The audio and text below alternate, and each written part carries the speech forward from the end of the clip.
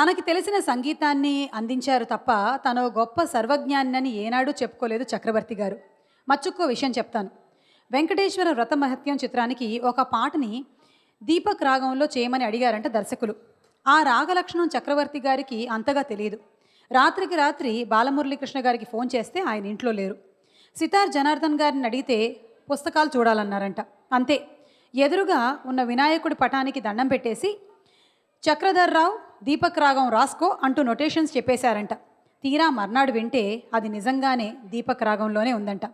వృత్తి పట్ల అంకితభావం, మంచి మనసు ఉంటే రాగభోగాలు వాటంతట అవే వస్తాయి.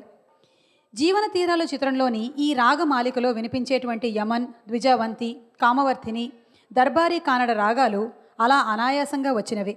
బాలుగారు, సుశీల గారు పాడిన ఈ సినారే గీతంతో ఇప్పుడు మన ముందుకు వస్తున్నారు బాలుగారు అండ్ మాళవిక.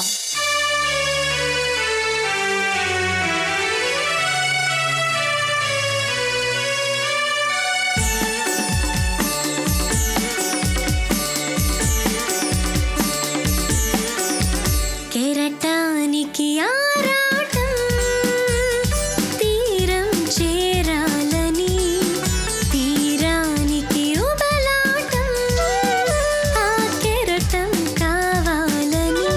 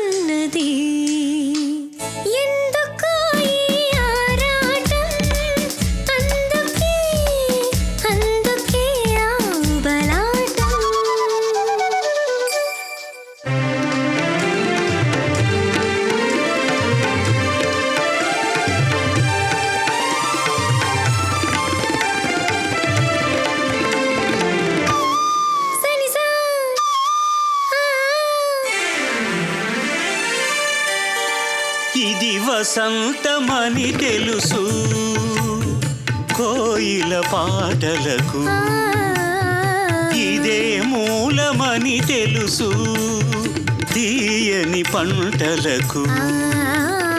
లలిత లలిత యువ పవన చలిత పల్లవ దళాలలోనా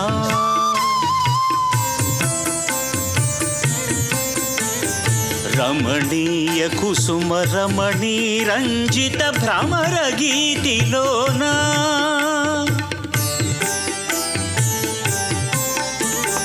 నవనవలాడే అనుభవమేదో నన్నే అలగా మలచుకున్నది, నన్నే అలగా మలచుకున్నది.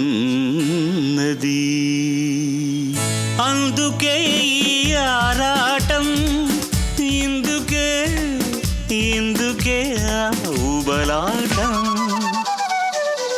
కెరటానికి ఆరాటం తీరం చేరాలని, తీరానికి ఊబలాటం ఆ కెరటం కావాలని.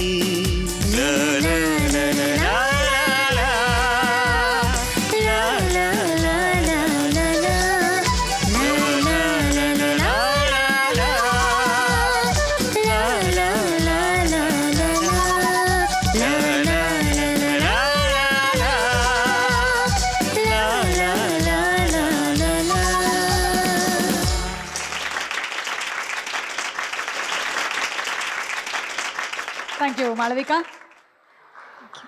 సార్, ఈ పాట గురించి, ఈ పాట రాసిన గేయ రచయిత సినారయ్య గారి గురించి కొంచెం విందామని. రెండు లైన్స్ చదువుతానండి.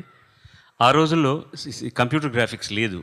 కనుక ఉంటే ఏమి వెన్నెల ఎంతకీ మన ఇద్దరిపైనే పడుతున్నది. ఒకసారి ఆ లైన్ పాడవా ప్లీజ్.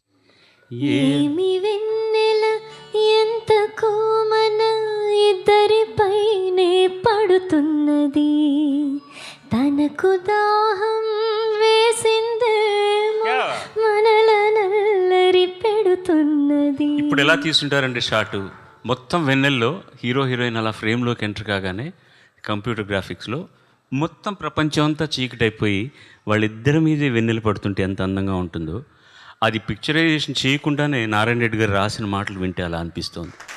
ఏమి వెన్నెల ఎంతకీ మన ఇద్దరిపైనే పడుతున్నది, తనకు దాహం వేసిందేమో మనల్ని అల్లరి పెడుతున్నది. ఎంత రొమాంటిక్గా రాశారు ఆయన. నేను కొంచెం మడిగట్టుకుంటాను అంటారు కదా, కొంచెం పొడిబారింది ఆయన మడిబట్ట తడిగా ఉండి. ఇంత దగ్గరగా ఇద్దరము ఉన్న మరి కాస్త ఇంకాస్త ఒదిగి పొమ్మని మౌనంగానే ఉరుముతున్నది. వెన్నెల ఉరమడం ఏంటండి, నారాయణ రెడ్డి గారు వెన్నెల చేత కూడా ఉరిమించగలరు. అంతకంటే నేనేం చెప్పడానికి లేదు. నాకు ఉపలాటం దీని గురించి చెప్పాలని. ఈ పాట ఇంత బాగా ఇక్కడికి రావడానికి కారణం all my musicians, ladies and gentlemen.